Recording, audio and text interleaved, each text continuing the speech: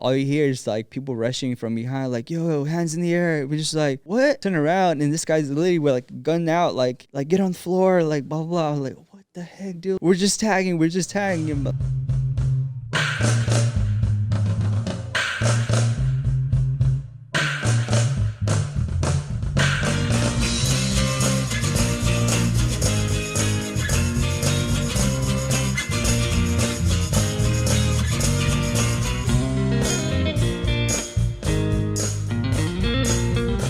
Welcome to Fruiting Body Podcast with your host, Brendan O'Neill. And today we have an absolute legend of a guest.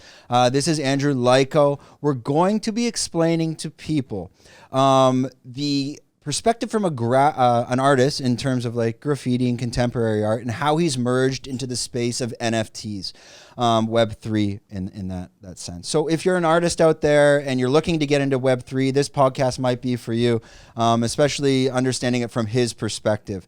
Again, we are located in Phuket, Thailand. We are a medicinal mushroom company. Product coming out soon. We got some meetings coming up over the next couple of weeks, so stay tuned for that. Doing things like lion's mane, reishi, and whatnot. And without further ado, let's get this podcast started with Andrew Lyko. Okay. Hey, Andrew. Thanks a lot. That was one and done. One cut. We never do two cuts. Oh, really? No, we always just go for it. Just dive right in, man. First, thanks a lot for joining us. I mean, you're coming down from Phuket town. It's a bit of ways. We're up at Surrey Beach. Yeah. We're going to jump right into it, as most people are kind of familiar with the format of this podcast. We're going to be telling your journey of what you did before Phuket, what led you to Phuket, and what you're doing here. And we'll fill the gaps in between and kind of discuss that bridging the gap between contemporary art into the world of NFTs from the artist's perspective, which is not the developer, which maybe in the future we'll bring on someone as well to discuss that. So let's take it back to as earlier as you would like to go, so we can really develop who is Andrew Lyko and how did you become the artist that you are today.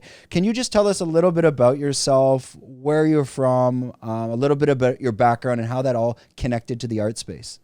Yeah, so I'm originally from Los Angeles. I was born in East LA and grew up in Rialto, California, which is like an hour and a half away, like towards like the suburbs a little bit. And I would say my journey as an artist started when I was in kindergarten, actually. My mom told me the story that at the time, my teacher had entered me into this Knott's Berry art competition for like the whole class. So anybody who wanted to participate and draw or whatever, like they could enter. And long story short, she entered my drawing, I guess, and I won. So I won like this 1 year certificate and that I got to go to Knott's Berry Farm or something like that, something similar like that. And she told my mom, like, yo, just encourage them to keep drawing or doing anything creative, like, you know, get them some markers or some crayons. And ever since then, I like never stopped, because I remember I always had like crayons, colored pencils, markers, notebooks, always like at my disposal all the time. And so that kind of led into just, without really knowing, like just developing my skills as an artist, you know, seeing the world a little bit different, you know. So that turned into, obviously you grow up. I was like 12, 13 years old when I first picked up a spray can. And at the time, my cousins were doing graffiti. And I was like, whoa, this is like the dopest shit ever. Like, wow. Like the way they were twisting letters, like, you know, forming them different, that, you know, in a way that they're not supposed to, I guess. And to some people, like, they can read it. Other people, they're just like, yo, what is that? You know, I thought it was so cool. Like, yeah, it was like cryptic, but not really, you know. So that really fascinated me. And I was like, well, I want to do something like this. Like, what can I do? And at the time, YouTube wasn't really a thing, I believe, because I was born in 1990, by the way. I'm 32 years old. And I was just like, how can I do this? Like, where can I learn? And so just trial and error, man. It was me and my friend, and we just, you know, we would just draw all the time. He got into rapping. I was like a DJ. We were both dancers, you know. We were just like trying everything. And art was like one of the things that really kept us in tuned and in line, and it also like prevented us from doing a lot of stupid shit. You know, we're like kids, just like full freedom. Like one thing about both of us, and it was me and my friend Chris. We always had like complete freedom to just be out and about. I remember like the number one rule was just don't get arrested. Like the expectations of my household like weren't that, you know, all I needed to do was just not get in trouble. And so having that freedom, just being able to be out and about at like 3 a.m, 4 a.m, just like out in the streets, you know, just me and my friend, like, you know, what do? You know, either you get yourself into trouble or you find something to do. And so we kind of took graffiti as a way to express ourselves, and also kind of to like, at the time I didn't realize it, but we were like protecting ourselves because our school, they were like heavy into party crews. Like this is like the time where gangs weren't calling themselves gangs, but they were like identifying as party crews, which was like basically the same thing as a gang, except you threw parties, you know? And so there was like multiple cliques at the school. And I remember me and Chris were just like, bro, like, we don't want to be part of that, you know? Like that's stupid. Like, yeah, we like to party, but I don't want to identify as like, you know, this or that, like represent that. Like, no. And so we got picked on a lot because of that, because we would party with these people because we just, you know, we like girls, we like to party. But every time we did, it was like they were trying to force us to be part of that crew. And we're just like, bro, like, no, we don't want to do that. And so obviously they were like, oh, well, why not? Like, you know, you don't fuck with us, blah, blah, blah. We're just like, bro, like, it's not about that. It's just like, let us do our thing. And what was it like? Now you're in East LA. This was in Rialto, by the way. Rialto. Yeah, so yeah. what was it like growing up in this area at that time? I mean, you're saying you had party crews that were kind of like gang influence, but I mean, were they actual games? Were there pressure, or was it still a little bit laid back like suburbia? No, there was definitely pressure. It was just like, I remember they were just doing stupid things, man. And now that I look at it, it's just kids just really not having any direction or purpose, and they're just being fucking ruthless and just doing whatever they want, you know? And yeah, I mean, it got to a point where I literally could not walk home without thinking like, yo, am I gonna get jumped? Because it had happened already. Like I remember I got jumped from my at the time it was like when flip phones came out, like just a regular flip phone. I was on my phone talking to a friend, walking down a hill, and all I hear is just like footsteps running behind me, and then boom, get hit in the back of the head. Turn around, I'm like, oh shit, like 3 guys like trying to steal my phone, you know? So stuff like that, like literally for no reason, you can be a target. You know? I'm not familiar with this area in LA. Is it a rougher neighborhood or? Yeah, it's like a smaller town, and it's right before hitting San Bernardino. Okay. And which is another rough like area as well. And yeah, like when I was young, when we moved there, when I was like 5, 6, and growing up to the point where I was like 12, 13, things were fine. But as you get older, and like when I got into middle school, high school, that's when I noticed like, yo, this place is actually like pretty toxic. And so going back to the graffiti, we realized that if we kind of associated ourselves as being like the dope graffiti kids, maybe they would stop fucking with us. And it worked. Like we kind of doxed ourselves, and we're like, yeah, like we're the ones doing these bombs all over, which were very artistic. It wasn't just like tags. We included like caricature and like, cartoons. And I remember like once people found out that it was us, they're like, oh damn, like they're dope. You know, we just kept hearing that word, dope, dope, dope. And we're like, maybe we should like combine ourselves and come up with something, like not a crew, because we don't want to bring any other people in it, but just like a signature. And that's when we're like, all right, well, how about One Dope Kids? And we're like, One Dope Kids, like it sounds cool. And I know it's also like One Dope Kids, like the S at the end, making it plural, you're just like kind of confused a little bit. But we're just like, bro, this is dope, and we can just write ODK. And whenever we would tag, it would just be One Dope Kids, and that's it, you know? How did that work? Hey, one sec. I think maybe push your mic down a bit Like that? and out a bit. It'll just help with the audio. I think it's a bit loud. Okay. I think that's okay. Yeah, that sounds better. Let me tilt it a little bit. Yeah, it's just so later when we he won't have to adjust it too strong. Otherwise, like sometimes what will happen is mine goes high and yours goes low. Yeah. I think I now I'm like an audio engineer from the seat. Yeah, there you go. Experience. Yeah, so when you're doing one dope kids, but specifically for being a graffiti artist at that time in those neighborhoods, was that like obviously it is illegal? Was there a certain aspect where you kind of had to watch your back from like the police, or was it like how did that kind of part of the lifestyle? How did you handle that specifically? Honestly, just by going through it, like that's the one thing about me. Like if I really want to do something, I found a way to do it, but then afterwards I'm like realizing like everything else that comes with it. So the same thing with graffiti. Like, yeah, we understood it was illegal, but until you almost get caught for the first time, you don't really feel it or realize it. Did you get caught ever? Yeah, definitely. Is there a part of the art that, I mean, it's not just art in that sense. There's also it's very time sensitive in the thrill and the adrenaline of getting caught. Does that aspect improve the art, or does it decrease it because you know you're limited on time? For me, it was very exciting because it's like you said, the adrenaline rush and the low light and you need to be very, very fast, and how artistic can you make it in that short time span? You know what I mean? And it's kind of like this fight or flight like type of situation where you either go for it or you bitch out and you're like, oh no, I don't want to do it, and you go home. So for me, it was just like every time like how much better can I get this time?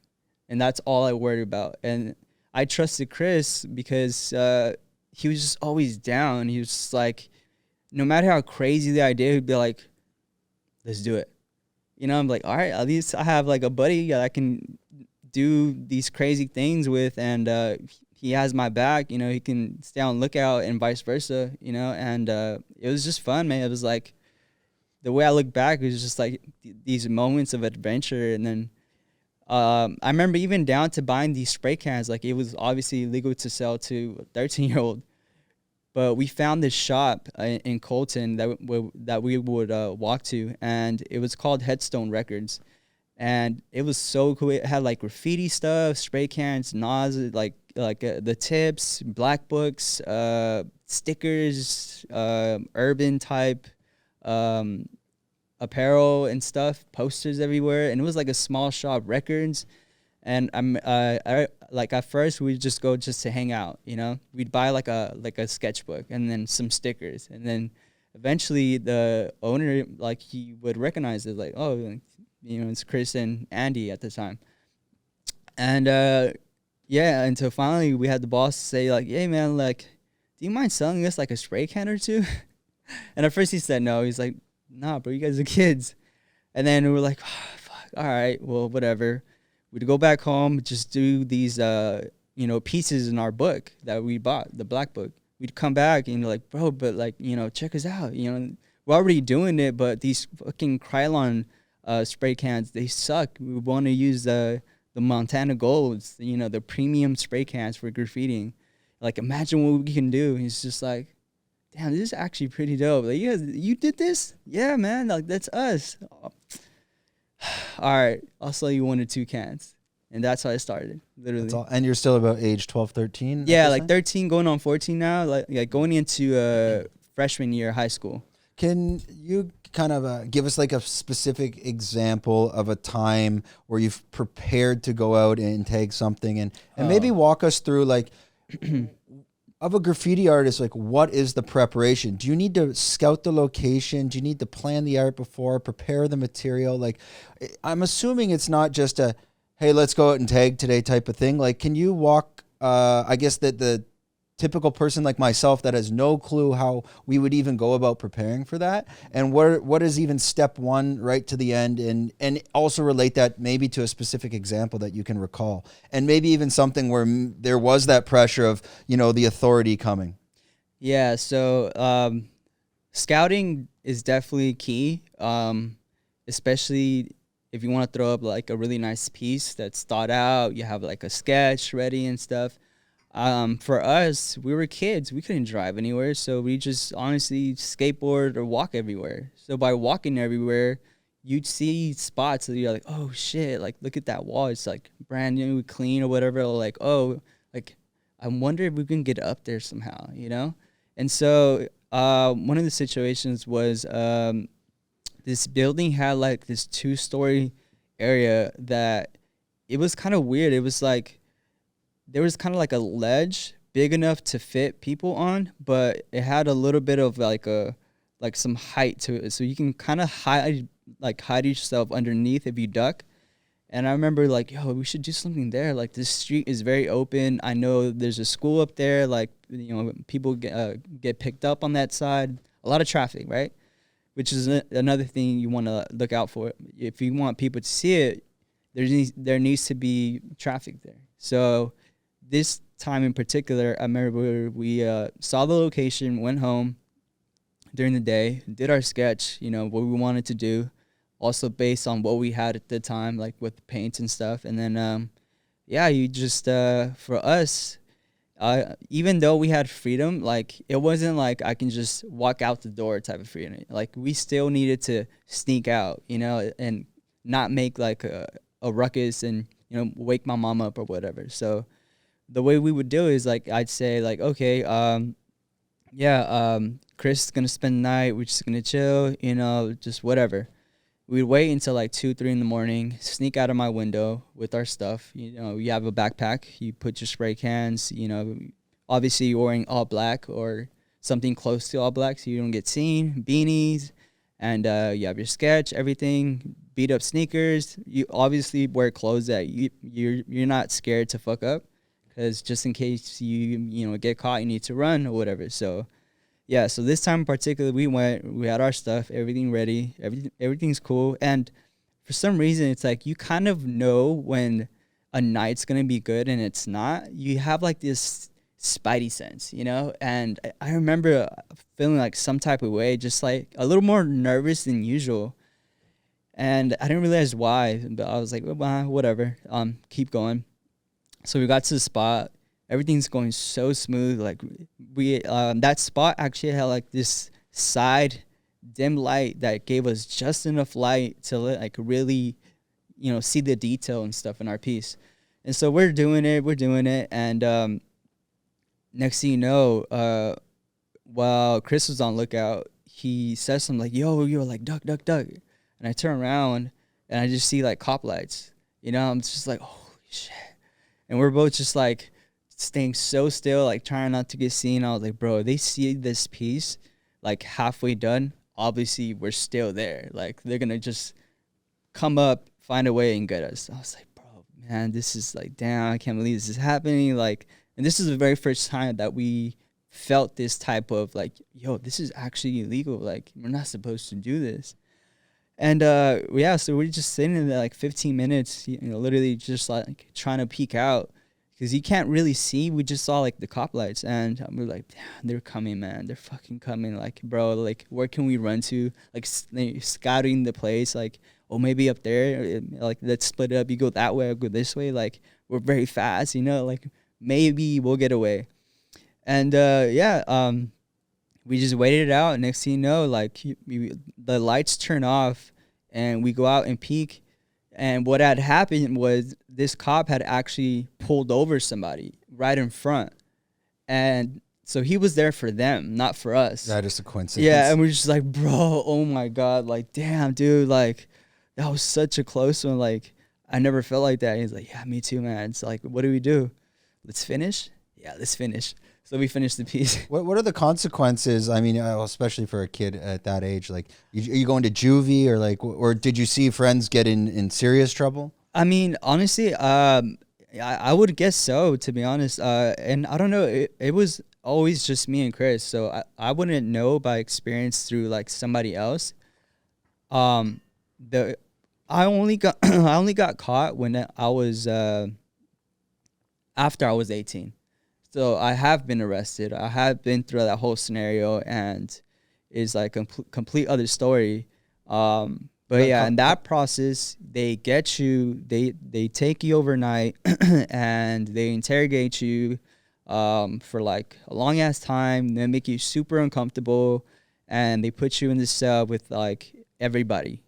It doesn't matter what they did, whatever, they're just there. You know, it can be like a complete drunk guy just like out of their mind, just like, you know, fucking throwing up on the side. You're there with them. You know? So yeah, definitely not a fun experience to get caught. You got caught later in life. Later in life. Taking. Yeah. What happened specifically, or if you're allowed to?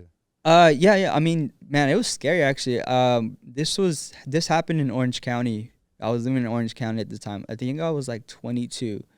And yeah, we had scouted the area. Everything was fine, but we didn't realize that there was actually a cop car in the park, like not in a place where there's like gravel or street. Like this cop car was literally on the grass in the park, like in the shadows. So we're just like, what the fuck? Like, how would we know that they're there? You know, like obviously you don't see cop cars on parks on the grass, like just chilling, you know, with the lights off. So yeah, we got caught like midway spraying, literally probably just starting. I had like a stencil of a rose at that time that I was doing. And this guy, all you hear is like people rushing from behind, like, yo, hands in the air. We're just like, what? Turn around. And this guy's literally with like gun out, like get on the floor, like blah, blah, blah. I was like, what the heck, dude? Like, we're just tagging him, like, you know, like trying to say we're just like graffiti artists, whatever. The guy's just like, shut the fuck up, you know, like get on the floor, like hands, blah, blah, blah. We're like, damn, dude. And yeah, they rough you up, like they get you, like, you know, cuff you up and stuff. And they're so rude, like talking shit, like the worst. And then finally, they get you in the car, whatever, you know, telling you you're a piece of shit, like, you know, what are you doing, whatever. You know, we got you, like trying to just scare you, you know. But I mean, what can they do? Like, we're just literally just tagging. Like, come on, bro. Like, not doing anything. Does it lead to anything? Like you have to do jail time? Yeah, man. This one was rough. I remember they left us overnight. And then we got out the next morning and we had a court date and they were trying to give us like the fullest sentence, which was like 1 year suspended license. And then like we had to pay like a $5,000 fine. And then we had to do like community service for like 200 something hours, whatever. We're just like, damn, bro, like all this just for a fucking rose stencil. And they send you back to the art to clean it up as well? No, that's one thing that we didn't have to do that, which was ironic for all the other punishment. Sense. Like, yeah, I know. But I mean, in that situation, you just, you know, get yourself a really good lawyer. And because we didn't have any priors, like he was able to just say like, yeah, like, you know, they're just kids, like, which we weren't at that time. We're like, you know, 2022, but we looked like kids. Like, I mean, I looked a lot younger. I've always had like a baby face, so they thought I was younger. But yeah, it was just like we had to pay another like $3,000 for the lawyer, and we ended up paying like a $2,500 fine, and we didn't get our license suspended, and we had to do like this 3-day class thing, and that was that. But yeah, it was rough. That was not a fun experience. That's the name of the game. I mean, I could imagine. I have my own stories, but let's not go down there. Yeah. So we're gonna connect that and bring this all towards of how you came to Phuket and specifically bringing that to the NFT and Web3 space. Can you just walk us through what was that decision that, you know, how did Phuket even come on the map? When did you move here and what led you to coming here? All right. Well, I'll end with basically graffiti kind of like helped us out, saved our lives. And because of that same reason, I never stopped doing it. Even though I went to college afterwards, I played soccer all my life as well. Got a full ride to go to a private liberal arts college in Arkansas. I never stopped doing art. Like, it was like my safe haven. Like, I didn't do it like for money at all until I started doing sneakers and jackets, but that comes a little bit later. But basically what I'm trying to say is that art was so a part of me that no matter what the situation is, I feel like I'll always be doing it just to do it, because it's like my way of staying safe and sane, you know? So going into that, the reason I came to Phuket and how that happened was also very fast and like out of the blue, spontaneous moment. Um, I had quit my job as a business broker. I had that job for like 2 years. I was making pretty good money. I was living in Irvine, which is a pretty like bougie area, but it's very like family oriented. So I remember getting very, very bored with that life. I was like, yo, like I need more than this. This is not for me. Maybe when I'm older, but for now it's like I need something else. And so I quit my job, and the money I had left, I had about enough for like a year to survive on, but while also moving back to my parents. And my parents at the time, because I had already moved out and I had this successful job, and I was living in a nice condo with my girlfriend at the time.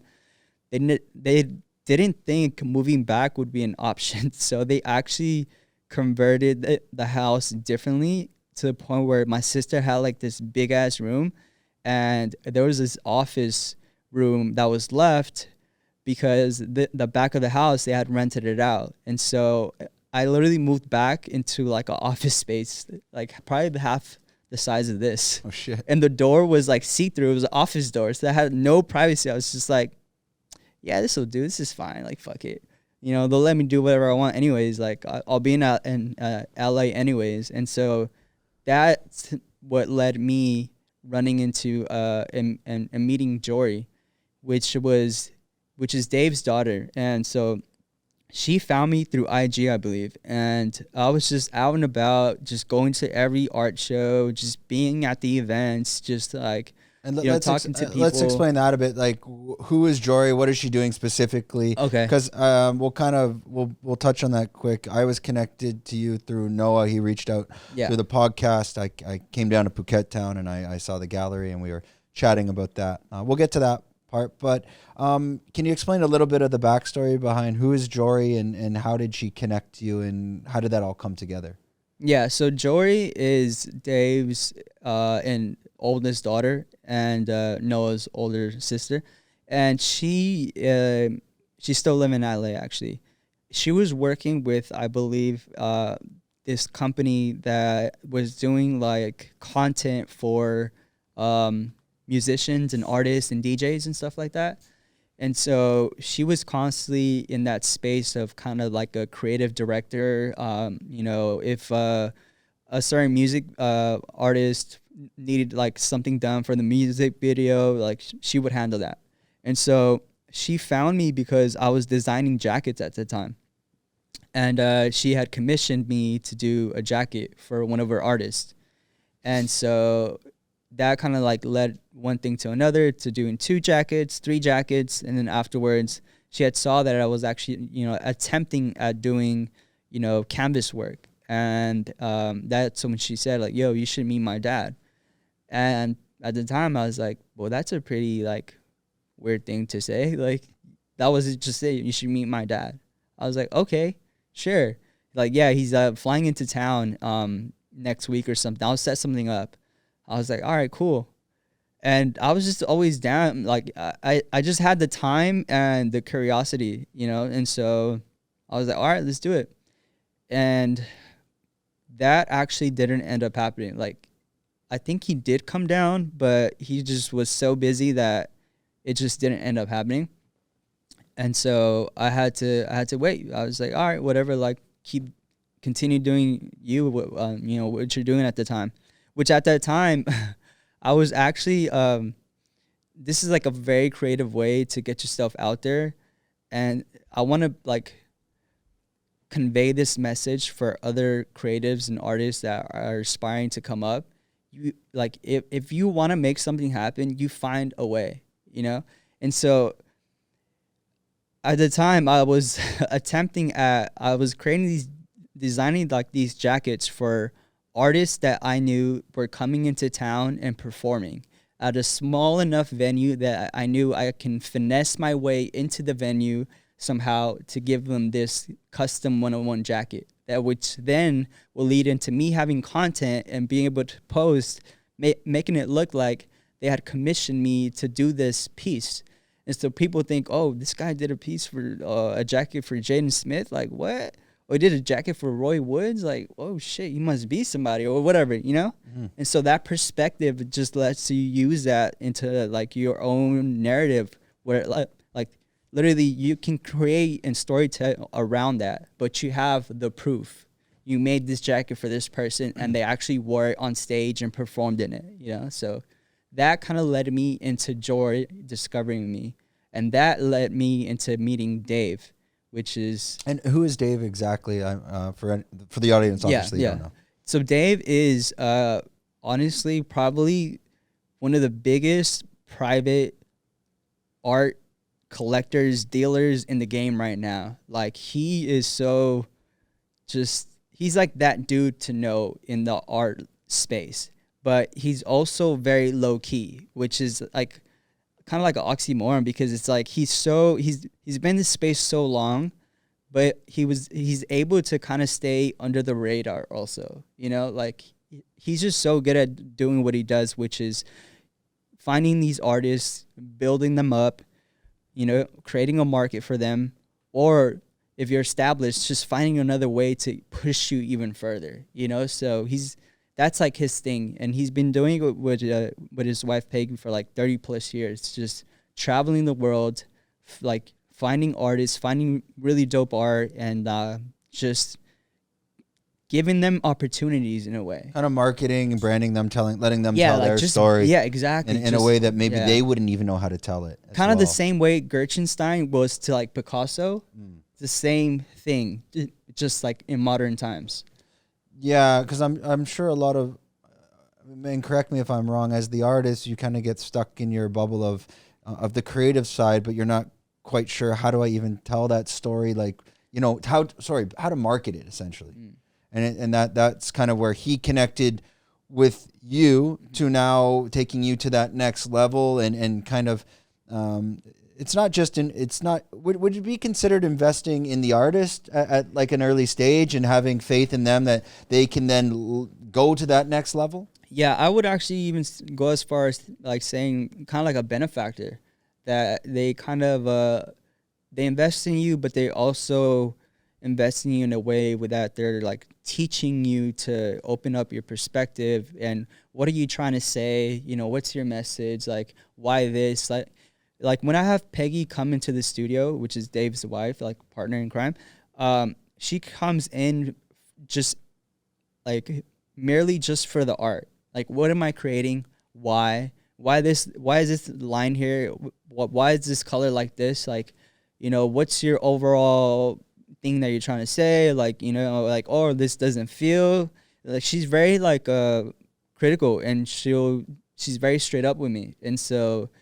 Like having that in your team as well, kind of like pushing the side of the creative artist, while Dave is pushing the side of like how to market you and how to build up your story, and, you know, really letting you do and be in control of your own narrative, but in a way that is authentic, you know, and makes sense, and it's you, and it can be marketed for years, and it can be like literally just last through anything, because it's so real. It's just you, just like at 1,000x whatever. Like, so that like story from meeting Jory to meeting Dave and coming out here is a very short time period. Was it that connection, that meeting? Can you kind of explain that conversation of, was it just a kind of a single meeting? What did you guys discuss? Yeah, don't worry, grab some coffee. What happened to your coffee, Hans? Hey, you forgot Hans's coffee. I think she left to go get a massage. Oh, nice. Shit. Oh, it's all right. Well, Hans lost out. It's all good. Next time, man. He's tired.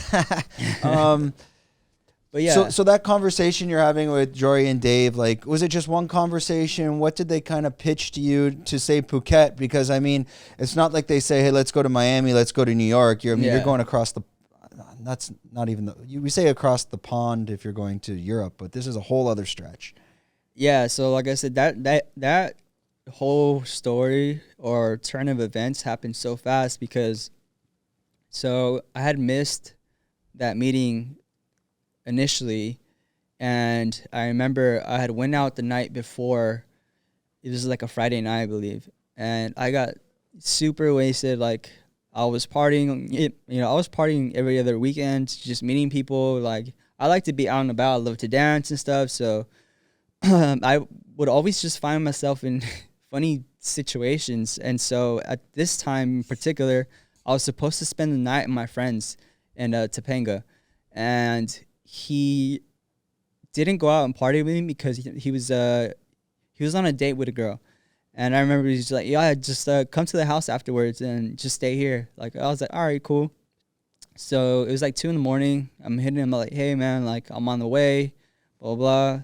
5 minutes later, like, oh, I'm here. Like, are you here? Like, or do you want me to wait for you, whatever?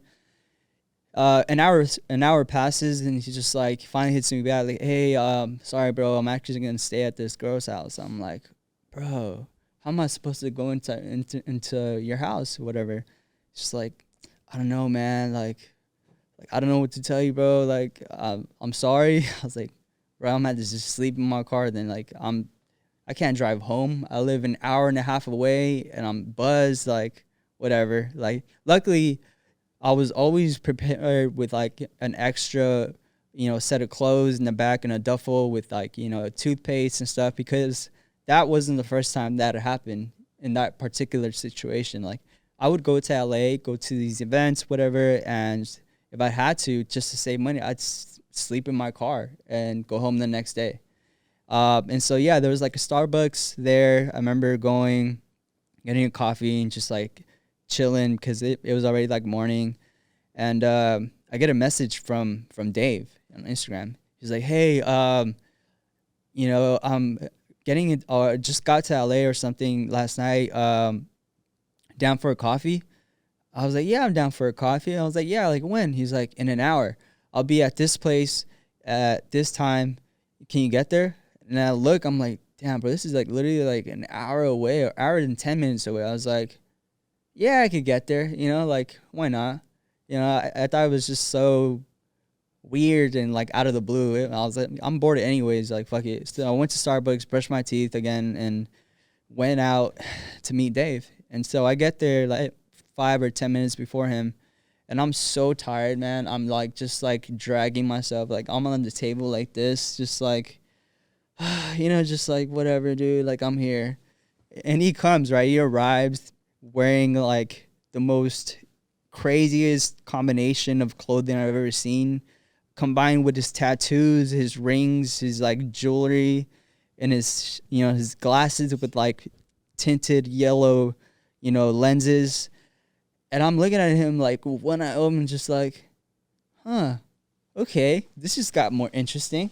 All right, so he sits down. He's like, how you doing, man? He's like, you want a coffee? You want another one? You want like he got me like this croissant thing.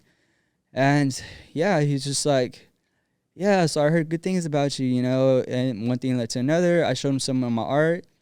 And I remember he looks at me, he's just like, I'm going to make you a superstar.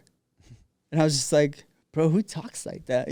Like, okay. I was just like hearing him out, hearing like he was just on and on about himself, what he does, like what he was doing, and like ideas going this way, ideas going that way. And I'm just like, bro, I'm like literally dying here in my mind. I'm just trying to gravitate, like, what is going on? And finally he's just like, yo, let's go down the street. Let's go to the store. I was like, okay. So we go to the store. He gets a hoodie. He's like a $300 hoodie. He's just like, I want you to take this home. I want you to paint it and bring it back to me. I was like, all right. Like, still not asking questions, just saying, okay, all right, cool.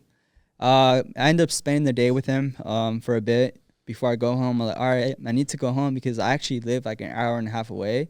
And so if I'm going to do this, it's going to take me like 8-10 hours, and I need to come back the next day. So I need to get some kind of rest in between.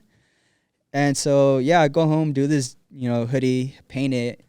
I asked my cousin to come with me this time. I was like, yo, I think we're going to shoot it. Like, I don't know what's happening, but like, bro, let's just, fuck it. What's the worst that can happen? So we go meet up at his hotel, shoot this hoodie. That goes very well. We get a lot of dope shots, and he gives me a pair of Dior shoes, and he's like, "All right, I want you to take these home and paint them and bring back tomorrow." I'm like, bro, like what? Like I'm so dead at this point, from partying, not resting, having to paint. But again, I was just like, bro, you're already in it. Like, might as well just finish this damn thing. Yeah. Take him home, paint it, come back the next day, like dead ass tired. I had smoked a little bit. I was like, bro, I cannot fucking do this right now. Like, you need to drive to my cousin. Like, I am dead. We get there, and he's having like this meeting with another art dealer, and literally I get there in conversation of like something Kanye West didn't want this piece or something. I'm just like, what did you just say? You know what I mean? I'm just like listening in the background, just like talking, hearing him talk about these deals and stuff. And I'm just like, whoa, like this guy, like, I don't even know where I'm at right now, but obviously like something is happening here. Like they're part of something, And so, yeah, I mean, we just ended up being really good friends from that experience. And he's just like, he loved my work, and he was just like, yo, I want to work with you. Like, I'm going to help you out. We're going to do this, and that. I want you to focus on painting this. Give me ideas like crazy. I was just like, all right, I can do this. Yeah, like, why not? Then, after hearing that name drop, I'm like, yeah, sure. Like, whatever, let's do it. He's like, all right, first, can you drop me off at the airport? I'm like, cool. So I drop him off, and going home, finally, sleeping and talking to my cousin, like, damn, bro, like, I wonder what's going to happen with this. And, yeah, in typical Dave manner, everything's so fast paced, he hits me up like a week later. He's like, yo, you should visit Thailand sometime. Like my home is there. Me and Peggy stay there. There's another artist that we work with. Like, you should visit and see if you like it. I'm like, yeah, that'd be cool. I was like thinking, yeah, like maybe like, in 2-3 months or something like that, thinking in my head, I need to save up for this ticket or something. He's like, yeah, something like that. We'll talk. I'm like, all right, cool. The next day, he's like, hey, if we get you a ticket, are you down to come next week? I'm like, what? He's like, yeah, come next week. Like, we'll get you a ticket, come visit. And, like, you don't have nothing to do, right? Like, you don't have a job. I'm like, nah, like, I'm good. I was like, I mean, if you're paying for the ticket, like, yeah, I'm down. Like, why not? So he buys my ticket, gets my flight. I have enough stuff for like a week maybe, because I had no idea how long I was going to stay there. I get to Thailand, get to Phuket, and I end up staying for like almost a month. And this whole time, I'm literally just painting like a madman. Like, he has these canvases, like super huge. He's like, paint the wall, paint these sneakers, paint this hoodie. I'm literally just painting every day. Like, my schedule was wake up in the morning, go on a bike ride with Peggy or a run or something. Did you guys have like a business relationship at this point, or it's No. still like, hey, I'm just going to say yes to everything and see what happens? Yes, it's still that. Yeah. No, nothing said. I don't even know if I'm going to get paid for any of this. I'm just like, his energy is just like, go, go, go. Like, you either accept it or that's it. Which is fair, because he's got to get your name out there too. And then once your name's out there, you create demand. And when the demand arrives, Yeah. and there's something behind that. I get that. That Yeah. From the business side, it makes sense, because you're it's kind of a win-win working relationship. If it works, you both win, and if it doesn't, well, kind of no harm, no foul. Yeah. I mean, if there's no demand for that market as well. So you've been out here 2 years doing this type of work while you're here, and how is that going? What has come from that? What do you see happening maybe in the near future? Oh man, so that just kind of like changed my life completely, because after that one visit, you know, I had made all this art, and that's when he finally started like, yeah, like I really want to work with you. Like this is now it's turning into like a business type of thing, right? You know, he sells some of my pieces. I make a pretty good amount of money, like more than I've ever made before selling my art. I go back home, I visit my parents for a bit before finally making the decision to move to Thailand for like at least a year in 2020. And so this was already planned before COVID happened. And so I was already in Thailand mid-January, planning to live here for at least a year before COVID happened, right? And so after COVID happened, I was just like, bro, I'm already here. Like, I'm already planning to stay here. Like, might as well enjoy it. And yeah, this is a place that I feel like I grew immensely, because of just being in a place that I'm kind of isolated from my normal type of lifestyle. And so I'm kind of forced to just create my environment, create my world in my studio with what I'm doing, you know, and just kind of letting that guide me and keep me motivated, while still just kind of being stuck in this whole time with COVID, not being able to travel, not being able to, you know, go be with my friends, see my family as often as I want, you know. So instead of looking at the situation like, yo, I'm trapped, I was just like, okay, this is like my Batman phase, like where Bruce Wayne leaves Gotham City and he's just like training, like developing, like, you know, doing all this stuff. And I'm going to come back to LA or Rialto, like this, you know, complete other person, just hella developed, which is what I've been doing this whole time. Is that your plan eventually to go back? Do you see, Yeah. or do you see yourself, is Phuket kind of just a base for now, or what's your plan and essentially? No, I definitely plan on having Phuket as kind of like a second base. One, because I already have the lease for it and my visa is in tuned to be like another 2 or 3 years there that I'm able to stay here, because I have a Thai elite. Yep. And so, yeah, I definitely plan to keep that studio because it took me 2 years to develop it and make it what it is now. So to just let it go, it would be kind of like a shame. So I plan to have, you know, maybe half the year in LA and then, you know, another 4 months in Phuket and the other few months kind of like traveling around.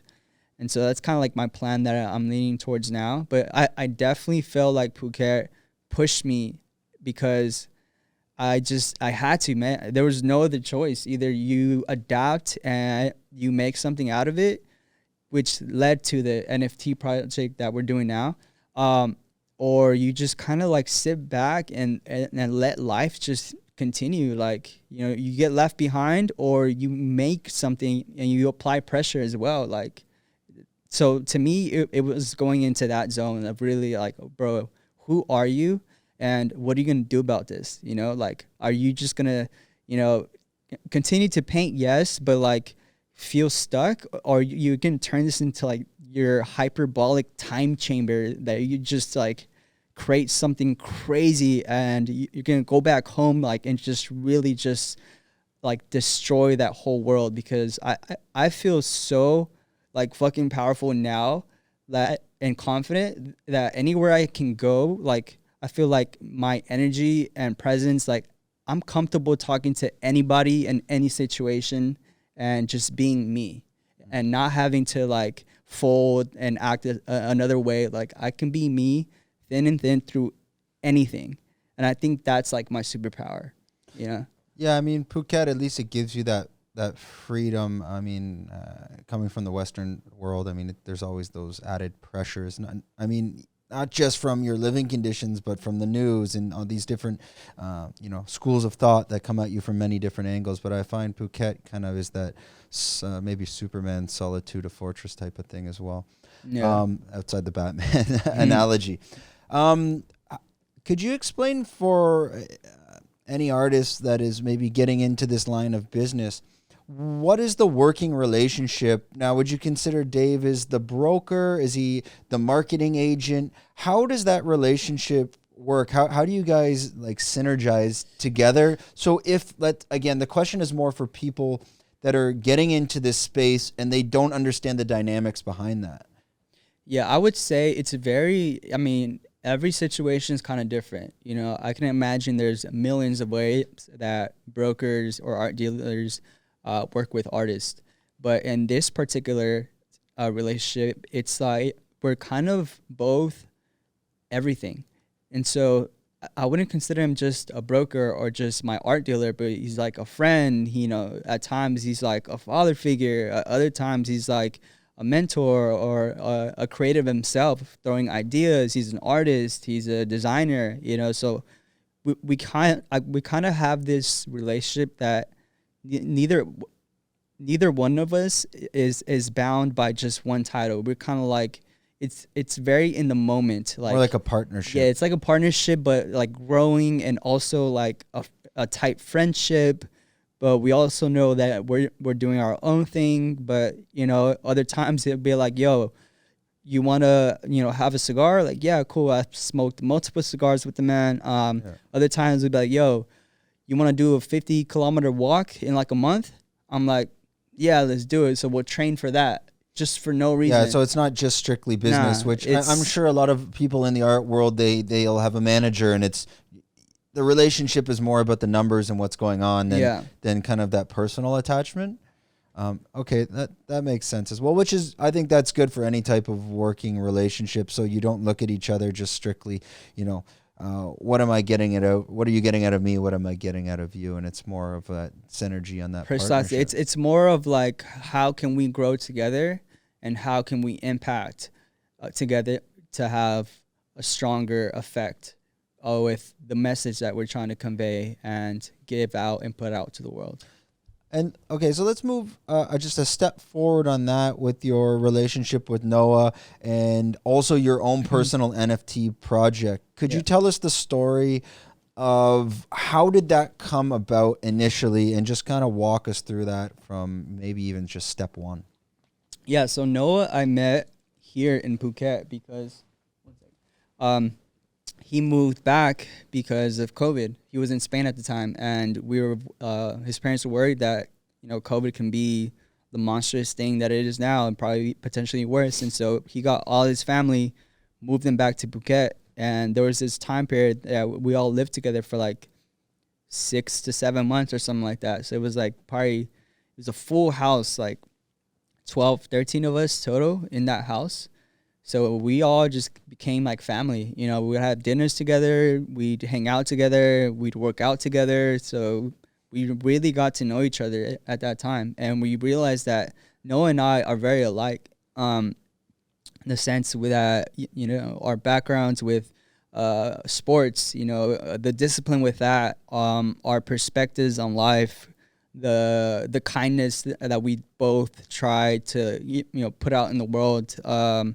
And we realized that we got along very, very well. So that kind of developed to be its own thing through friendship. And now, we all kind of work together, but it still doesn't feel that way. Like whenever we're talking more about like ideas and how we can push the line. And yes, it is important to talk about, you know, numbers in a sense that whatever you're doing, you want to be able to live off of, you know, but that's not like the main point of everything. But yeah, so yeah, like just being around this whole family, you kind of just start to find yourself and how you fit in and how the system works, you know. And when you guys are coming together, this is pretty much from the beginning, like as we jump into the current situation. So what, early 2020? Yeah, I'd say early 2020, and up until now, we've both have been here ever since. And did he approach you with the NFT project or the concept? Because I'm assuming, like most people in this space, you kind of heard the word NFT, but until you go down the rabbit hole, it's pretty much, you know, like you have no idea what this is even this space even actually is. Yeah, I mean, we both realized that, you know, there's stuff happening in the space, and his sister Jory is actually working in that digital space as well with a different company now. That their main thing, I feel like it's like curating and finding these artists, basically the same thing that Dave is doing in real life, and with artists, she's doing with artists in the Web3 space. And so it was kind of cool seeing that develop and seeing how successful she's been doing it with like the artists that she works with. And yeah, also from getting a ton of feedback on people through social media, like, yo, you should do an NFT project, like, oh, when Lyko NFTs and blah, blah, blah. So I was seeing that message over and over. You start to like, all right, like for me, it was like, I'll dive into it just to learn, to see what it's about. But because I had heard a lot and I've saw a lot of, bad things happening to other artists and their reputation gets slaughtered, it's like, now knowing what I know now in the space, I can see why these artists got annihilated, because they were diving in with an artist's perspective, but they didn't have the full team to help them out and kind of guide them and facilitate the community and make it be more than just another art project that pulls in cash the first time. But then afterwards, what happens? Like, what happens to your community? They're just left there, or, they feel rugged, but so that was kind of interesting for me and Noah to kind of learn at the same time. Yeah, because you, about as NFTs. the artist, you come in, but you don't realize that, I mean, you're just the face of the project, but the back end is where a rug pull can essentially happen. Because if you're not involved in that analytical side with the crypto and the development of the Web3, you can burn your entire reputation. Oh, yeah. So when you heard about NFTs, I'm going to assume this has got to be mid 2021-ish as we're moving up through that. I'd say even like late 2021. Late 2021. Yeah. I'm assuming maybe yourself and Noah are having this discussion. Okay, let's get into this. What steps did you take? Did you reach out to Web3 companies? Who did you collaborate with? And I think the importance of this question is any other artists out there, like they would most likely, they don't even know the first step. They want to get in, but could you walk people through that process and bring us up to date of where you are today? Yeah. So that process itself is, I would say, for people to be hella patient for the right or the most genuinely felt moment that you pick and choose, and you're like, yeah, this is it. This is my in with this space. Because although we were having these ideas like, yo, we can do this, and we're learning like, oh, actually we can do this. This will be a hit. I was still not comfortable enough to be like, yeah, let's do a project, because I felt I wasn't ready. I didn't have enough knowledge to see why certain projects were doing well and others weren't. Like, to me, I just saw some big time blue chip artists completely have like this 5 seconds of success, and then afterwards just the project just take a shit and their reputation is just bombed. You know? Because those artists, they don't know that the guys in Web3 are actually purchasing 20% of the collection, pumping and dumping. Yeah, they have no clue what's going on. They're just doing the art on the front end. They don't, And so when luckily enough, I was paying attention that I saw that, and I was like, nope, I'm not doing that. Heck no. I'd rather wait. I'll wait as long as I need to finally feel comfortable enough to be like, yeah, I'm in control of this, and I can at least steer whatever, situation. And so that came the moment that my friend actually dropped his project. And I had known this person we're really good friends. His name's Sky. For years now, partied with the guy and stuff, and just through seeing what he was able to develop on his own these past couple of years, from owning businesses, like opening up restaurants, having like this Airbnb arbitrage business, so successful. I knew that this guy had the experience as a business owner, the creativity as an artist, and also like the work ethic, just just insane, because I've seen it. I followed his journey throughout the years, saw all the hours that he put, the content that he was putting out on a daily with his diner at the time. And I was like, I at least know that I can trust this man. And whatever he's doing, it's for a purpose, not just because of the money, because I know he doesn't need it. He's doing it for a whole other reason. And so that led me to buying super early into his project, which was these cozy corners, which also, gravitated me because they were very cool and built. It was like these 3D images of two corners or two walls creating like this room. Like a Sim Studio looking. Yes, exactly. Yeah, I saw those pictures. Yeah, and so he was designing them how he felt they were a cozy corner space, which I highly believe in, because being out here in Phuket and kind of being stuck, I had to create my world within my own space. You've been to my studio, you've seen all these little things matter. They influence you on a daily. So I was like, bro, that's so fucking cool. Like, I want one just because I want one. And so I bought one. They were like $300 a piece. And he was just dropping them like one by one, like here and there. And it picked up traction, man. Like after 4 or 5, I was pretty deep in. I was posting them, like sharing them. And I felt like other collectors too that were buying at the time were sharing it as well, and it just ended up being like this massive thing, man. Is it on OpenSeas now, the collection? It's everything that we talk about, by the way, is going to be on Solana.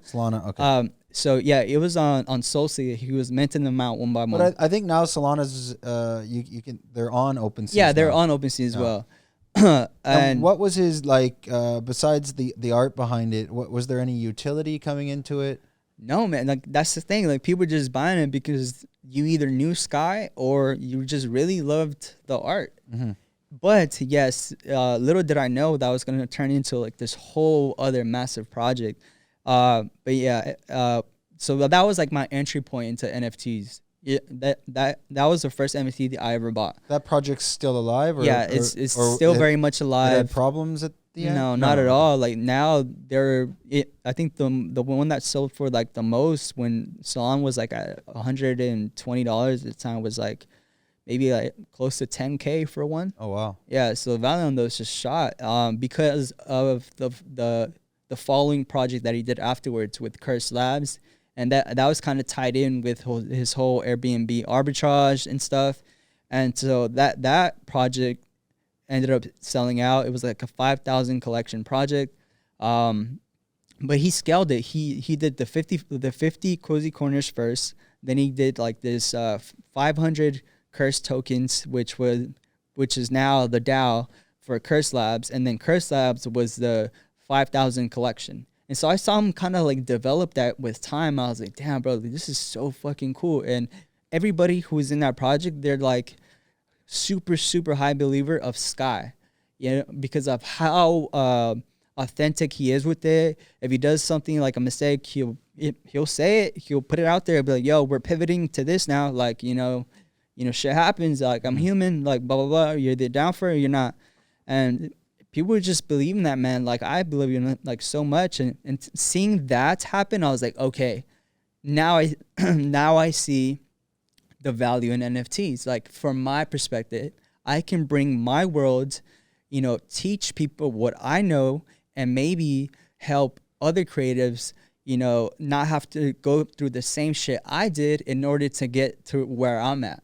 And at the same time, make it a place that people feel comfortable, and it's like a community, and you're meeting other dope creators that I know that you normally probably you wouldn't meet. You know what I mean? And so I think that's where we're bridging the gap, where I'm bringing in a lot of collectors that I know that took me years to develop those relationships, as well as creatives, and I'm bringing them into One Dope Kids, because it's just that world that I'm creating and making it accessible to other people who are aspiring to either do the same thing or be a collector of artists who are actually have like a message and a narrative, and it's much more than just the art. It's like their lifeline, you know. So yeah, and it's interesting because you're adding the like monetary incentive as an investment. So like, if for example, if you're invested in his project, but then he introduced you to another artist, you might invest, and you might actually be, you know, purchasing that piece, but now you're involved in that community, and every community has an identity, and through those identities you can start to, you know, be more involved in the art space. And I think that's the interesting part of NFTs. For someone like from the analytical side, we're not too you know, invested like personally into art. But now that, you know, taking the analytics and the business and trying to make money, you start to look at the artist and appreciate the art, and it's kind of a backdoor for that as well. Could you talk a little bit about One Dope Kids and your NFT project, and what steps did you take to launch it? Because I am aware you did your first project. How many pieces did you release, and what's the next project that you plan to release? Okay, yeah. So with this, it took me like a month and a half to, you know, develop my experience, and I'm going through it. You know, investing in Curse Lab, seeing how that whole project unfolded, and just meeting all these like really smart, creative people through that network. You know, and so I was like, yo, like, this is a place that with Discord and all this stuff, the attention is here. People are gravitated towards art, but, you know, having dope utility is really cool too. And it just expedites the growing of a network. And so I was like, yo, if I can do what Dave is doing out in the real world, but do it in the Web3 space, it expedites things so much, because now I have a full arsenal, like a whole network of people that really believe in me and my vision. And they're like, yo, like, that's really fucking cool. I stand by that. I want to be part of ODK, and that's it. Like, they're part of it. And so that first collection was 55 pieces, where it ties to my origin story as a graffiti artist, where it started in the alley with a spray can. It's the same. That's the NFT. It's an alleyway with a dumpster, ODK graffitied, and a lot of like cool little hidden things, you know. How many piece collection is that one? This was 55. 55. Yeah. And is everyone unique? Yes. And you're kind of just changing the colors on different attributes? No, they're all unique. Okay. And I did them by, I believe there's 7 different stylized graffitis. So different styles of graffiti for ODK. The dumpsters are different colorways. The walls are gold. That's the only thing that stays constant about the whole thing. And like the little messages and little things along the sides change as well. There's like a gas mask as well. No, I didn't make it in a way that there's a rarity to them. But you know, in this space, they're like with Metahelix or Matrify. Like there's ways that they try to make it like a rarity thing, where this one's rare just based on the attributes or whatever, the traits. But I didn't make it intended to have rarity. But I made it in a way that you can only buy one of these.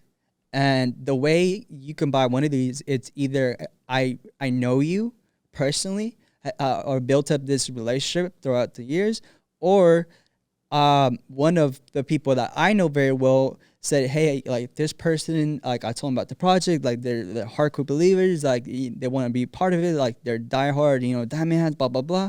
And I'm like, okay, well, let me talk to them. Let me have a one-on-one. Like, so I literally did that process throughout the whole thing.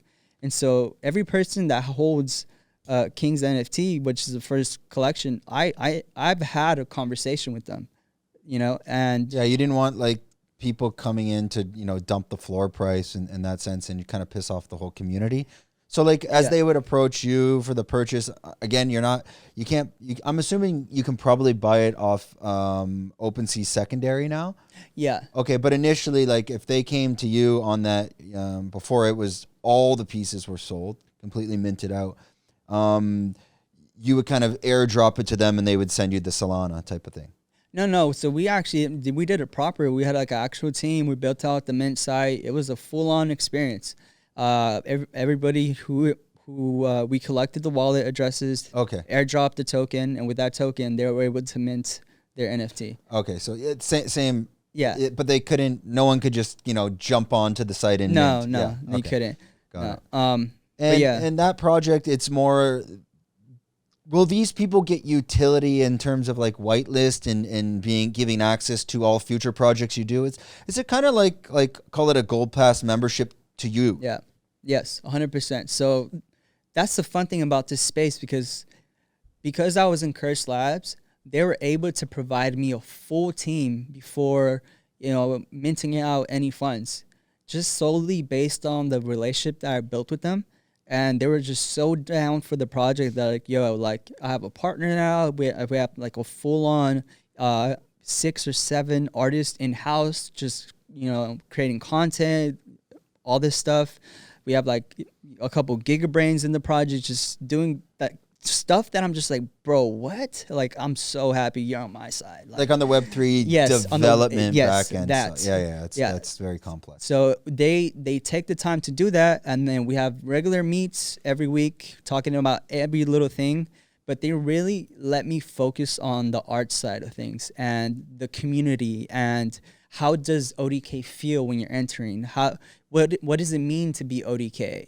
Like I'm pulling from my personal experiences from being a one dope kid in real life, and I'm just putting that into a Web3 world. Mm-hmm. And they're helping me by making sure all the back end stuff, all the little details are handled, and there's nothing that can disrupt that flow. Yeah, I mean, they're writing the smart contracts. Yeah. I mean, are they involved? Like, are they managing the Discord, the community as well? 100%. Okay.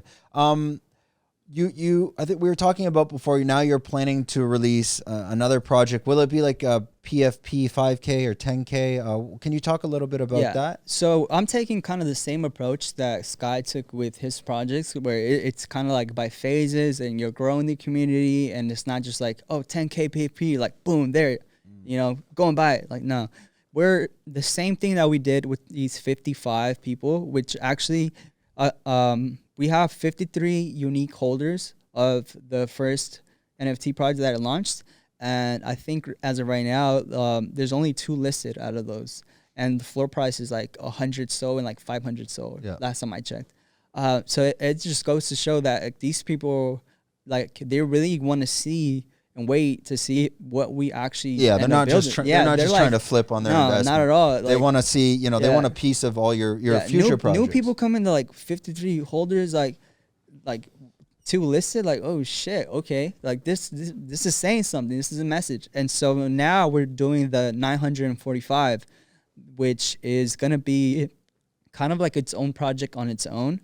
This phase, I want to say it's kind of like in my real life story, the transition from where I went from like just kind of being in the streets, designing jackets, like bouncing from place to place, sleeping in my car, to meeting Dave and taking that step to Phuket and starting that journey. So that phase is kind of like that timeline. And so the art is going to be based towards that time frame.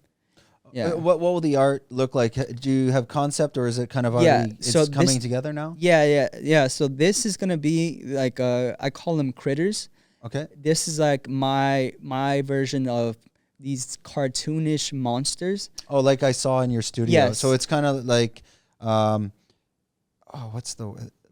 guess it's definitely not the right word. It's like cartoon derivatives, essentially. It's like you're taking, let's say, a Mickey Mouse and blending it with a Donald Duck type of. Yes, but I'm pushing it even further than that, just because from I don't want to get like copyrighted issues and stuff like that. So I'm really these are completely original, but they're gonna feel similar to that. Yes, they're gonna feel like you've seen it before, but then second glance you can be like, okay, this is completely new. But like I can feel the nostalgia in it. You know what I mean? So the way we're doing it is we're actually basing them on disrupted personalities that a creative runs into from, going through his journey. So things like being envious, things like depression, things like angry, jealousy, stuff like that can hold the creative back, which a lot of times it does.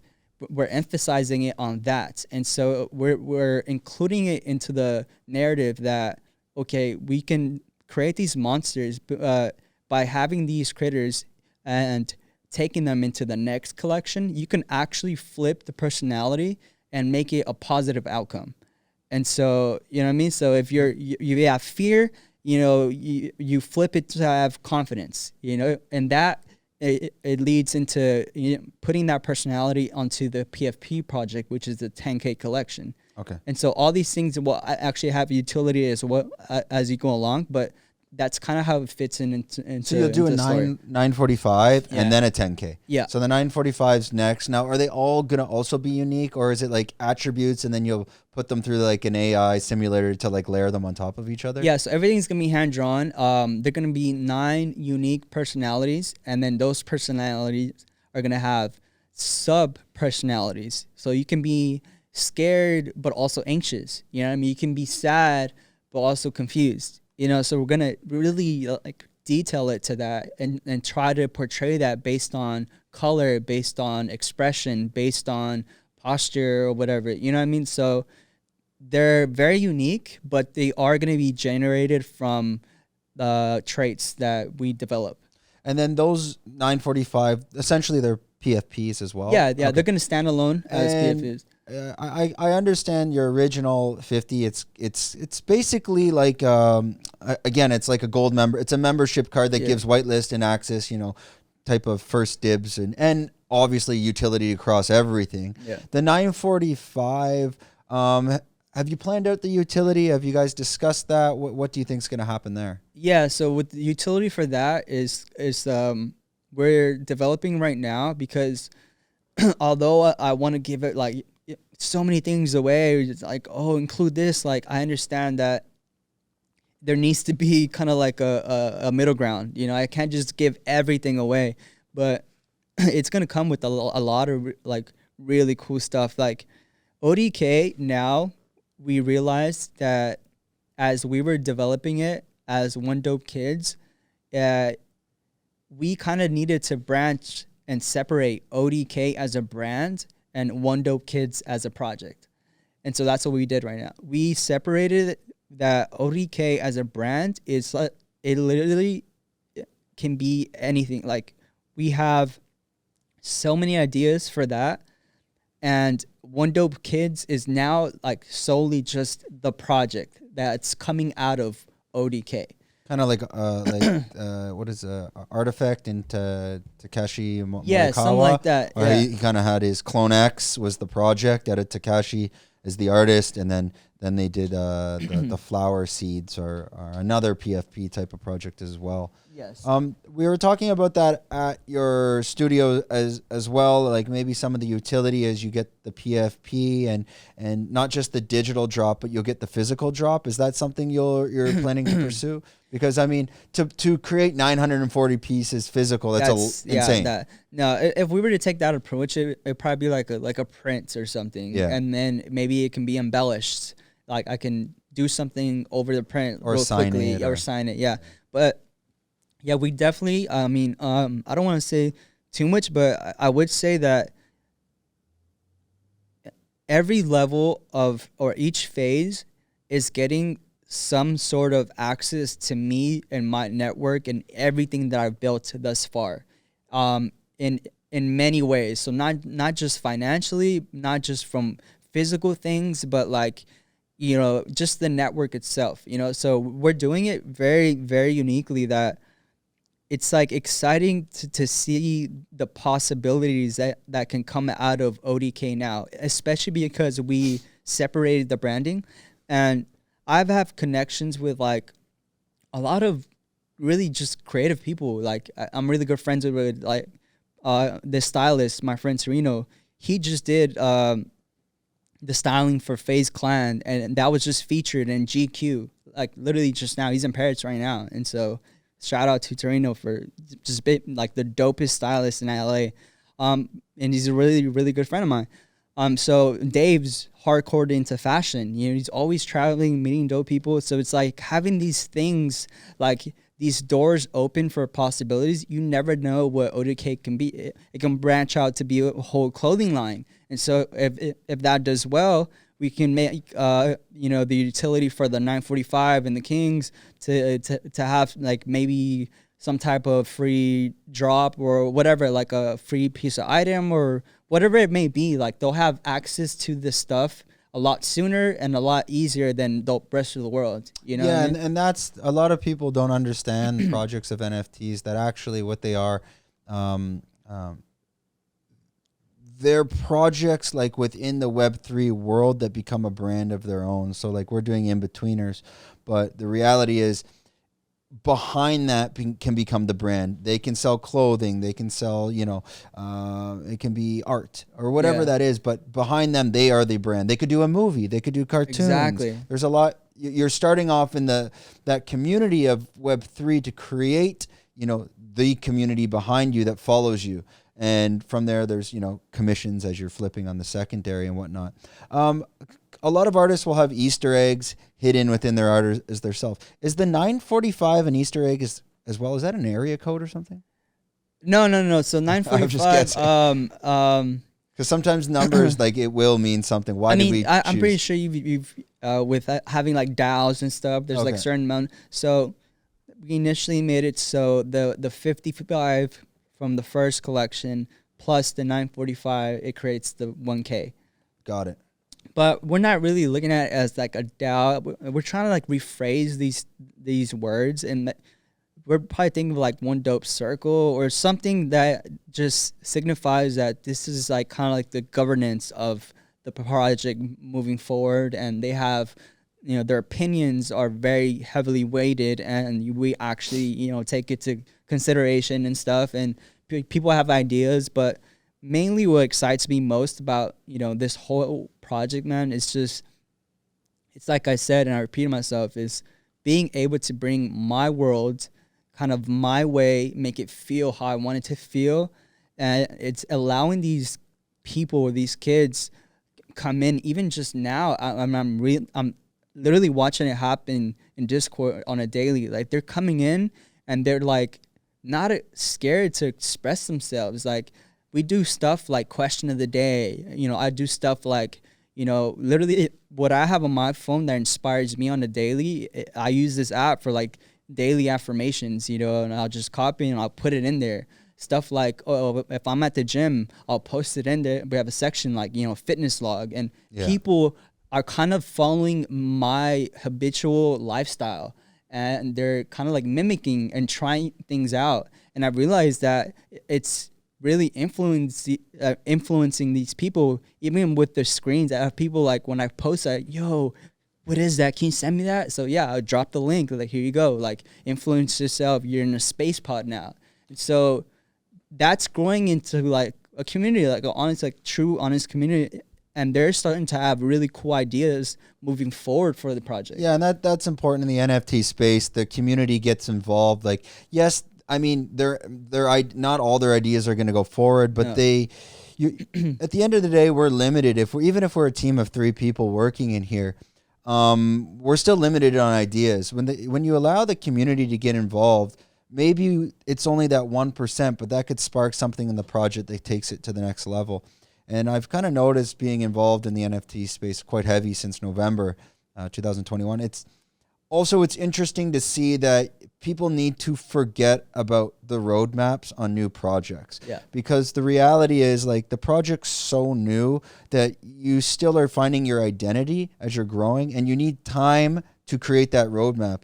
And paper hands and new people to the industry, they don't understand. They say, well, what's your 3-year roadmap? Yeah. Well, ask any company that just started it. Go ask Apple, Amazon. They don't have a 3-year roadmap. Yeah. They have maybe one thing we need to do. When we get that done, honestly, we don't know what the next thing is. Let's get this done first. What are your thoughts? This is what and again, it's NFTs in this space.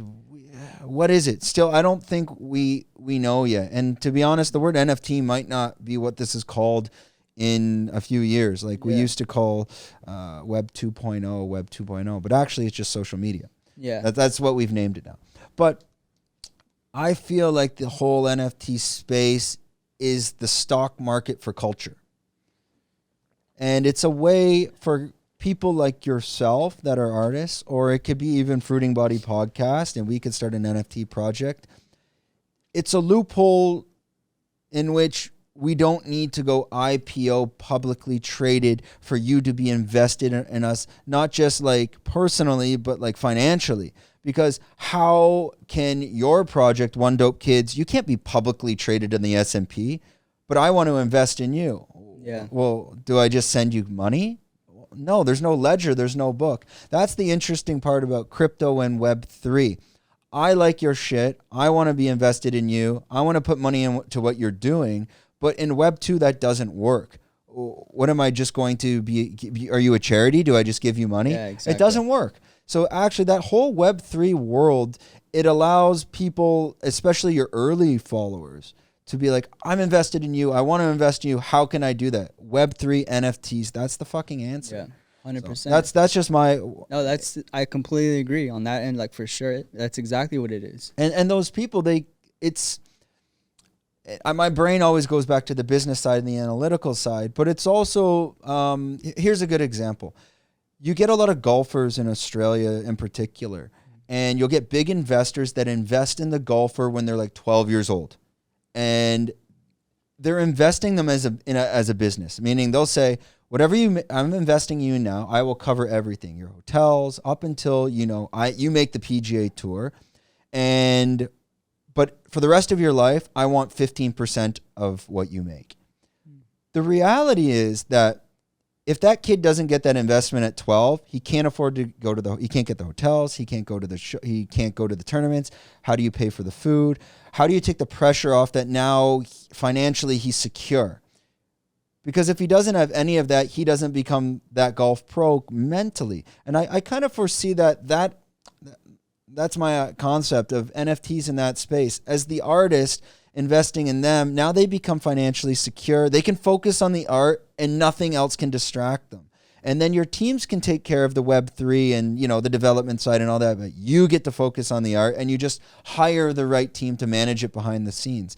That's kind of how I was comparing it when I was thinking about this the other day of what it would compare to in the real world. Yeah, that's a great comparison, actually. It's exactly what it is. That's what it feels like. Even with just the artists that we have that I'm managing now, in that sense, I feel like I'm the Dave, to them, because I've these people are now working full time, getting paid a monthly salary, and they're creating art on their own time.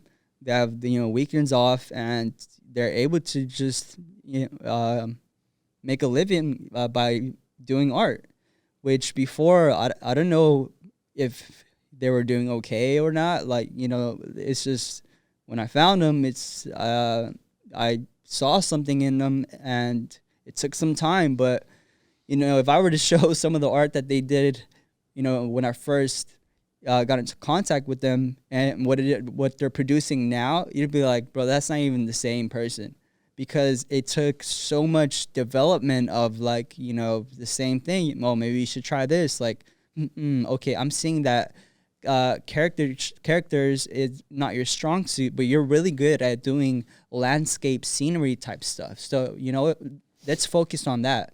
And I'll have this person focused mainly on building out the PFP.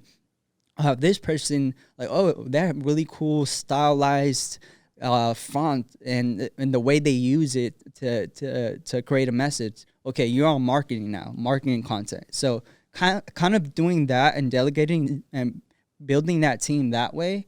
Now it's kind of running itself, and it's the same thing with the community, same thing with the devs and the team behind all the logistics.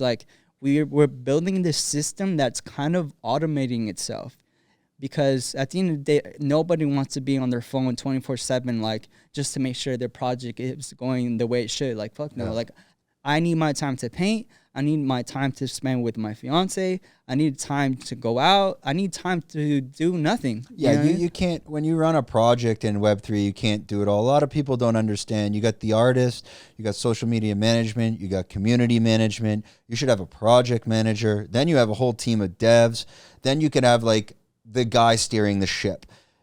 As the artist, you cannot do all of that. And a lot of, I think people that are watching the NFT space, it's very different than just the crypto space. The crypto space, I can create a shit coin or a show coin or a meme coin. Well, I don't need the whole artist side, and I don't really need the social side. I just need a bunch of devs and someone to promote it. So it's very interesting. You're humanizing these crypto projects, and again, you're creating the stock market for culture, for people to invest in, people that they see the future, and that's important because maybe these people that get in early, they're getting in early because they see something, and when they watch maybe their investment come to fruition, it might even be hard for them to let go and sell that as well. Exactly, because you don't want to. It's like buying Spider-Man comic book #1, and you've picked the winner. And Gary Vee spoke about that quite wisely. He said you have to understand, like, when you're coming into that artistic space or something to hit. Not everything hits. Like, for every time a Teenage Mutant Ninja Turtles, hit, there's about 1,000 that did not. Yeah. So, and it's going to be about the community and people that getting behind that as well. Yeah, I agree. Like the way we're doing it, they're really buying into me as a person the same way that I bought into Sky. Yeah.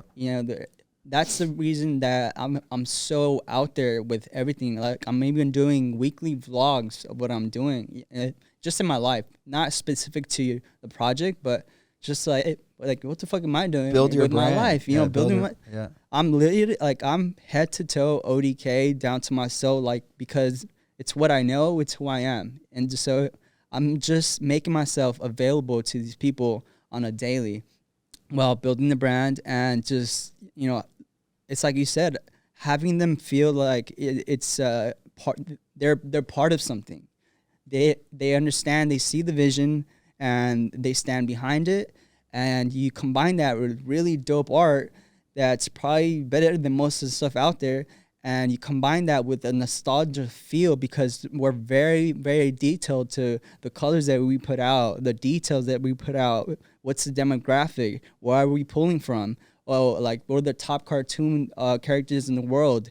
Let's take some of those, the essence of those, not copy, but like, as an artist, I know how to pull like a feeling from something previous, mix it with like my own filter, my flavor, and produce something completely new, but it still kind of feels, similar to that previous thing. Yeah, and that gives so when someone sees it, they can say, okay, that is a Lyko. Like immediately when they see it, you can attach. And as an artist, I'm sure you see certain other artists' art, and without even having to think about who is that, you can identify with the piece right away. I'm exactly. Always, and also what's interesting about Web3 and the NFT world is I'm going to assume you'll have artists within your own project. They are going to not learn they're not only going to learn so much about like themselves and how to level up in their art. They're going to learn about the Web3 space. And just by being invested in your project, they can go off and go do their own. Exactly. And that's an interesting concept behind anyone that is an artist looking to get into Web3. If you're not prepared, go invest in another project, be part of the Discord for like 5 months, and just going through those, those reps, you're going to learn way more than just trying to watch YouTube for, 10 days. Get involved, get in the Discord, see what's going on, and more importantly, watching a project grow from the beginning. You don't want to come into this in 2-3 years when your project's at call it phase 3, because you want to see phase 1, phase 2, and phase 3, because then maybe you could do it on your own. We just hit the 1.5 hour. We're trying to keep this under that for YouTube. Before we used to do 2.5, and then too many people were yelling at us. No, I think 1.5 is it's perfect. Good. Yeah, it's perfect. So we're gonna shoot it back to, this is your camera, and if you just want to kind of let the audience, where can they find your projects? Where can they find you? Your Instagram? Anything that can help them connect to you, and shoot it to that camera. To this camera. Yeah. Okay, so everything you guys can find me at Andrew Lyko. I use the same name for everything. So Instagram at Andrew Lyko, YouTube /Andrew Lyko, and for the project it's One Dope Kids. The same thing, just for everything. Twitter, Instagram at One Dope Kids. So Okay, and that's Andrew Lyko, Lyko. yeah, so Andrew Lyko. Perfect. Yeah. Okay, that ends another episode of Fruiting Body Podcast. Hans needs a coffee. We're going to go to Bangtao Muay Thai Strength and Conditioning later. I'm trying to lose a bit of weight. Yeah, man, you can have mine, man. Oh, yeah, just that. He probably watched it the whole time. He's like, fucker, I wanted that. Like, No worries. Are we going to S&C? What time is it? You're going for you're going for beers, aren't you? Need the No, I'm coffee not. first. Drink that one. It's nice and cold. Okay, so yeah, we're going to go to Bangtown Muay Thai S&C every day at 5 p.m. and every morning at 9 a.m. It's not even a plug. Thanks a lot, Andrew, for joining us. Again, you can find Andrew Lyko across all socials. Yeah, One Dope Kids on all socials. For the OpenSea stuff as well, One Dope Kids. Yeah, everything One Dope Kids.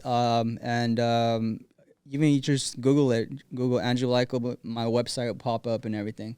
Okay. And everything's linked. But yeah, man, thanks for having me. Maybe next time we can get into the holistic side of things, because I've had my share of experiences with that as well. So yeah, we never talk too much about the mushrooms, but we also don't. I think we've told a lot to the audience, but I always mean to talk about it once. Yeah. Anyways, next time. Okay. Thanks for watching. Don't forget to like, subscribe, hit the bell, do all that. We're out.